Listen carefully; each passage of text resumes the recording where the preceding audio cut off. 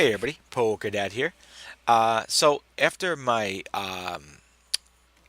good session last night on Bet Online, tonight I wanted to go back to Ignition and play a good sound game there versus the more recreational type players. And it was a great session for me tonight. Finished up almost two buy-ins at NL25.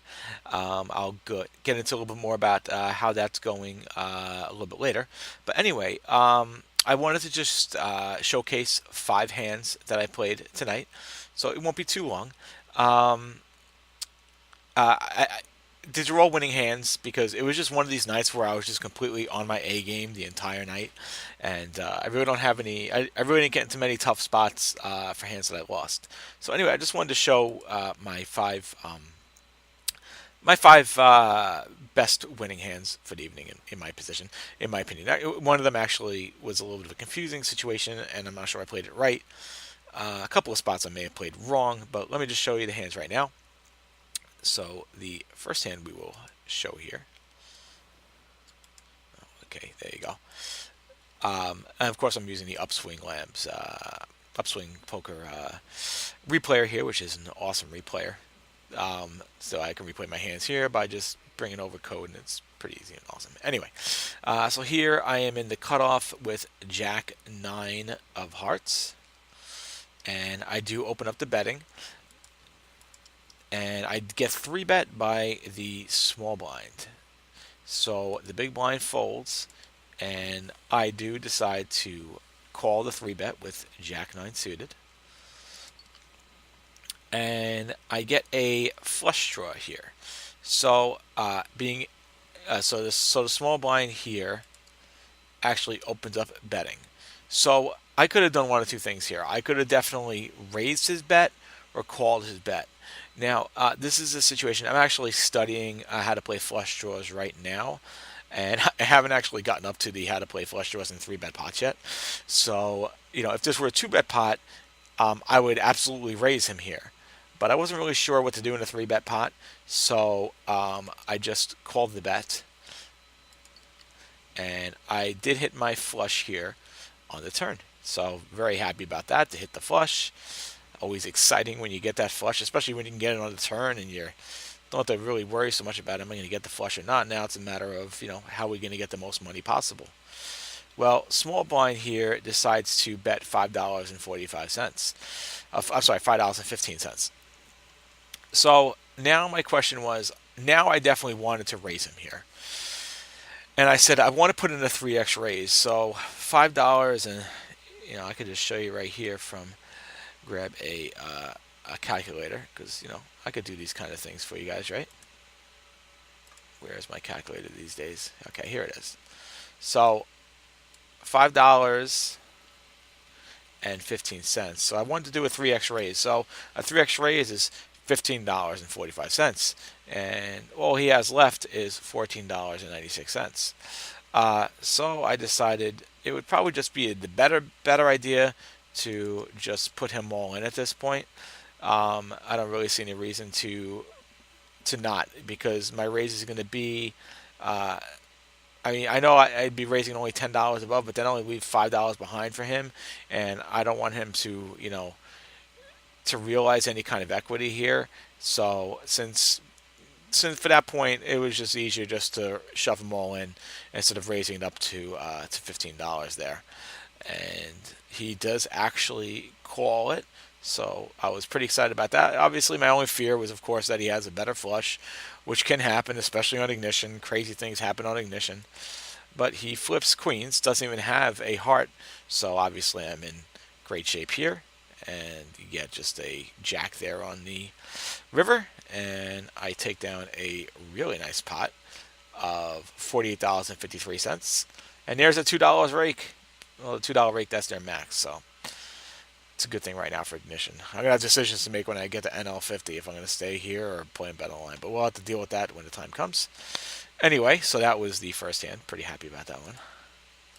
Now for the next hand here. We are playing four-handed, and I am sitting in the big blind with ace-5 offsuits. And under the gun folds, button throws out a 75-cent bet, and small blind folds, and I call the bet, which is pretty standard in this spot. And this was an interesting spot here. Um, so I'm out of position, and I get a great flop. Now this guy here, I remember, was c betting everything. So this was a great spot for me to check here. But either way, I just feel like it's really a best spot to check for a couple of reasons. A, if he has an ace, my ace is really not good. It's an ace five. It's not that great. Should I really be too worried about that? Probably not. But the other thing is, okay, if he doesn't have an ace and I open up betting here, he's going to definitely fold. So my plan here was definitely to check call actually. I could check raise it, but again, if he does have an ace, he's almost certainly gonna have an ace better than mine. And it still is a paired board, which always makes things a little bit nerve wracking. So it was really, I wanted to see what kind of bets he was going to throw at me here. So he throws out $1.50 bet into $1.60 pot. So this seemed kind of like just here I'm c betting. Probably don't have anything. And I just wanted to get you off this pot.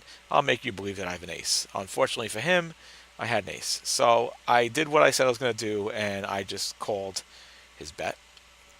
And next comes a 10. So again, it was like I could bet here, I can check raise here, or I can check call here.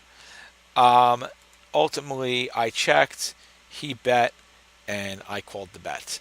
Um, his bet was pretty light, actually. Let's see. If I take a look at the pot odds here, it was 230. I don't know if I could tell, actually. I can't tell. I'm not going to figure it out. But anyway, it was 230. So I decided to call it. I could have definitely raised it here. Um, but I decided that I decided let me call here and let me make my big bet on the river. So here is the river. And this is a spot. I'm not sure if I played it correctly or not. What I do here is I actually bet pot. So I bet 920 into 920. Now, I also remember this particular player was a recreational player. And that's part of the reason why I did this was because I felt like I could just bet pot. And, the fact that he's now barreled off of me twice, I think there's a very good chance that he's going to call this bet. Sure, am I afraid about the ace? I am and I'm not. If he beats me with a better ace, so be it. Um, but I felt like this was just the right spot to just bet like this here. Again, I'm not sure if it was the right spot. I mean, if you look, he has $11. Maybe I should just shove them in. I'm not really sure. Something I probably should go and ask in the group and find out if this really was the right spot. He does call the bet, which I'm happy about, of course, as long as he doesn't have a full house or, as long as I beat him, right? So that's all that really matters. And I take it down. And what did he have? I can't find. I was playing two tables. I can't find out now. I think I looked back and I think maybe he had. Oh, you know what? He had Jack. I believe he had Jack 10, is what he had. Jack 10 offsuit is what he had, if I remember correctly. So anyway, worked out great. So and it makes sense on why he then bet the turn if he had the 10, and um, obviously, it's definitely an interesting hand. He had Jack 10. He bet the 10 on the turn. The call was really bad on his part, of course, with Jack 10. But I'm happy, and I knew he was a rec player. I was just going to bet the maximum there. He's either going to call it or he's not going to call it. So next hand here. I do hope to eventually get a lot more technical with my responses, by the way. I'm still learning, still have a lot to learn, and hopefully my videos eventually will be a little bit more insightful and not just me blabbering about. And I think they will be, of course, but we'll get there. So here I have Ace King offsuit from the big blind. Now I was faced with an interesting spot earlier with Ace King, where I was 4-bet, and I just happened to sing with Ace King offsuit that I do not call 4-bets. I do not. Like 4-bets with Ace King offsuit are almost like if they're really big. In this case, it was. I hate Ace King offsuit. I know I probably shouldn't be biased about it, but it's just one of those hands. Ace King suited completely different. Ace King offsuit. Ugh. Anyway, we get a limp here from under the gun, and then we get a limp here from the button, and then we get a limp from the small blind. So I bump it up to $1.50 in the big blind, naturally. And we get a call from under the gun, and both these other guys fold. Okay, so this spot here, what I do is I actually check it. And the reason why I check it, even though I have a nut flush draw, is because I have a nut flush draw. So I'm out of position, nut flush draw. If he bets, I will just call it, actually. And he actually checks it back, which is perfectly fine.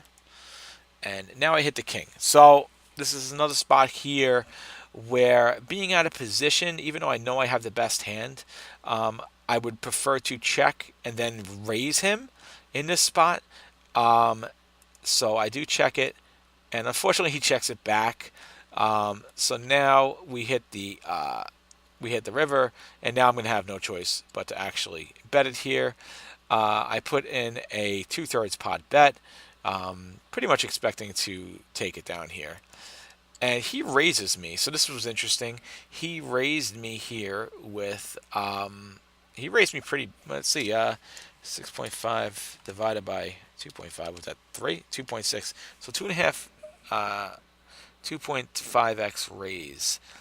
And this one now I had to really think about. I'm like, what the hell is he raising me with? All right, so we both checked the flop. So he doesn't have a set, right? I'm not worried about a set. You know, I think he would probably maybe bet a 5. He doesn't have a flush. Definitely doesn't have a flush. All right, because he definitely would have bet on the turn if he had a flush. And that's the other part about it, is the fact that it's check, check. So I'm just trying to really figure out why, I definitely don't think he has a set. I don't think he has 5-4, right? He doesn't have 5-4. He would have bet.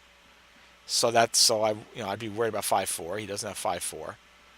If really 5-4 wouldn't matter anyway, because I have king too. So 5-4 doesn't really matter anyway. He could have 5-4. The bottom line is, I'm just thinking here, the only thing I'm really, really worried about is if he has a set, which now gives him a full house, or if he had a 2. So I think about it, and I decide to make the call, and we take down the pot. And he had a 5, so he had ace-5. It was just one of these things. I mean, I thought about it for a little bit, and I'm thinking, why would he raise me here? And it was a bluff. And it was, it was a little bit of a good bluff because it made me think about it. But ultimately, I had to make the call because it just didn't make sense. The whole thing did not make any sense at all. And really what I thought he had was a worse king.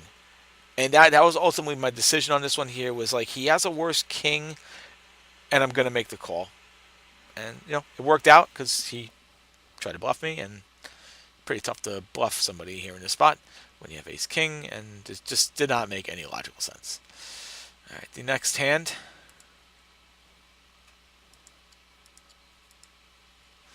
Okay, so here I have, this one's going to be pretty quick. I have 7-8 suited from the button. So we get a raise from the cutoff. I call the bet, and the small blind. So we're four ways, multi-way here. And I do flop a medium-size flush draw. So, so this is, obviously a good spot for me here. We get a check from the small blind, a check from the big blind, and a check from the cutoff. And I decide to actually put a 2/3 pot bet here, or a 3/4 pot bet here. The reason for that was I want to definitely bet this flush draw, even if it has a bluff, but also for value as well. Plus being multi-way, I want to get rid of some of these guys as well. So that's part of my bet. Plus it works out that I'm in a button. If I was in the big blind, or if I was in the cutoff, or if I was in the small blind, I would not have made this bet. but this bet I decide to make here, um, being in the button. Now, if the small blind would have bet, or a big blind, or any one of these guys would have placed a bet, um, I think I most likely, well, most certainly, I definitely would have raised it here again. Especially if like the small blind bets and now the big blind bets and then the cutoff bets, all these guys follow around. I'm definitely then going to throw out a raise and just get rid of some people and play a pot heads up. Much easier playing a pot heads up here. So anyway, I decide to bet and hopefully knock out some people. And the small blind decides to come along here, and the big blind and the cutoff, they decide to fold. So it's a not a great card for me here. The Ace of Clubs, kind of a brick, but in a way, it's actually is. I shouldn't say it's a bad card because actually, I think it's a good card, right? It's a good card for me to bluff because it's a card that for me to bet here, and I do want to continue to bet and be aggressive with my flush draw here as a bluff, at least for the turn. On the river, I'm not bluffing the river on ignition. I've learned my lesson. You just don't bluff the river on ignition. But you can absolutely bluff the turn on ignition. And I think the ace is a great card to be able to do it with here. So small blind checks. And I throw out the bet. Now, if the small blind would have bet here, I absolutely 100% would have raised him. I would have raised him here as a bluff, and you know what? Then we see what happens from there. If he shoves me all in, I can fold. If he calls, I can reevaluate the river. Hopefully get. Obviously, I'm just really looking to get a flush or nothing here. So I bet, and he folds it. He folds it up there. So it ends up being a good bluff for me here, and a nice little pot of $7.03. One more hand to go. So this hand here, I will admit, I was playing two tables tonight, and this hand came along while I had something, while I had a situation going on the other table. I don't remember exactly what it was, so I was kind of distracted and couldn't give my full attention to the situation, which is kind of ridiculous when you think about it, because ignition gives you so much time. They give you a 30-second timer, and then you get like another 30-second time bank. So I really probably should have given it more thought. And I'm not sure if I played this too aggressively or not, and could have gotten more value. So let me show you what happens here. Here I get dealt 4-4. And there was another aspect of this too, which because I was doing something on the table, I didn't do exactly what I would have wanted to do here. You get a bet here from the cutoff. Now, normally here with this kind of, from a bet from the cutoff. Now, if it's a bet from the under the gun or something like that, it's a different story. But from the bet from the cutoff, normally I'm going to 3-bet these fours. I did actually flat it here, and part of that had to do with the fact of I'm dealing with something on another table at the time. I don't want to make this situation a little bit more complicated than it needs to be, so I decided to just flat the fours, and I said, if I get the set, great. If not, we'll just move on. And we do get a bet here from the big blind as well. He calls. Now, I do get this set here, so this is great. The only thing that sucks about it, of course, is that I'm in the small blind, so I'm out of position. So I'm definitely not going to bet here because it just makes no sense. My preference here is to check raise. And we're in a multi-way pot. You have an ace out there, and you have a jack out there. You're going to figure that one of these guys, maybe, especially the cutoff maybe, connects to this board in some kind of way that they're going to want to bet. So I check it here. Big blind checks, and unfortunately the cutoff checks too. All right, so that's fine. No big deal. As long as the heart doesn't come out, I guess I'm okay, right? Now we get an ace. So this is really now an interesting spot, right? So, and again, I'm multitasking on this hand. This hand does not have my full attention. So it's a tough spot now because now another ace comes out. And I pretty much know that nobody here has an ace, okay? Big blind probably would call with an ace, and cutoff. Or cutoff would probably definitely call with an ace. So I have a full house, and I don't think anybody has. No, I don't believe anybody has a pair of jacks, because a pair of jacks, unless the cutoff has it, would have. Unless the cutoff has it, this big blind would have 3-bet, right? So we know he doesn't have jacks. Okay. Cutoff, I don't believe has jacks either, because I do believe that cutoff would have bet the flop here. So I know for certain I have the best hand. And now I'm in a tough spot because I know nobody else has anything, and I really don't want to check it at this point because I don't think I really don't want to lose 2 sheets of value here. And somebody has to call me, right? I mean, come on, somebody needs to call me. So I do throw out a bet here, not a huge bet, but just enough of a bet just to keep people in, and then I could kind of play this a little bit tougher on the river. Big blind folds, and I do get a call from the cutoff. Okay. Now you get a king of diamonds that comes out. And I'm really hoping now, okay, this is great. We have a situation here where there is a straight draw out there now, right? Another king, maybe ace king, maybe cutoff has ace king. Well, I don't want him to have ace king, of course, but maybe he's got like a straight or something like that. I don't know. Um, it's an interesting spot. I just said something really funny, didn't I? Hopefully he has ace king. Obviously he's not going to have ace king because he doesn't have an ace. He would have bet an ace. So maybe hopefully he has a king of some kind. Okay, maybe he has king jack. I don't know. Just hopefully he has something because I'm excited about this hand. And again, he does not have kings. We know he doesn't have a pair. He doesn't have a pair. He doesn't have a pair of jacks. So he doesn't have a full house. We know he doesn't have a full house. There's no way he has a full house. Maybe he could have a straight, right? What does he need? Queen 10. Queen 10 would definitely open into cutoff. Okay. Queen 10 would definitely call that turn bet. So maybe he has Queen 10. So what I do here, I can't risk it. I just decide not to risk it. I just hoping he has something he wants to call. Really hoping he has something he wants to raise me with. Because that would be beautiful. I bet pot. And unfortunately he folds. So I'm not sure here if that was the right play or not. If I should have checked into him. I'm just really worried if I check there, he's going to check behind. Maybe he would have called that bet, but I don't know. It's tough. That's a tough one. It really is a tough one. I'm gonna have to check with the group of people that would do the upswing people and check and see if I played that right or not. I'm really curious about that one. I'm very curious about this hand. All right. So anyway, that was it. I appreciate it. So I just wanted to show you guys real quick. One thing I should have mentioned on my resolutions, by the way. So right now at NL25, I have 27 buy-ins, which is great because I'm doing 15 buy-ins. I have 27 buy-ins right now. That's awesome. I said I'm going to take a shot at the next level when I'm at 13 buy-ins. However, there's a rule to this, and it's very important. Even if I go with 15 buy-ins, there's one rule to this.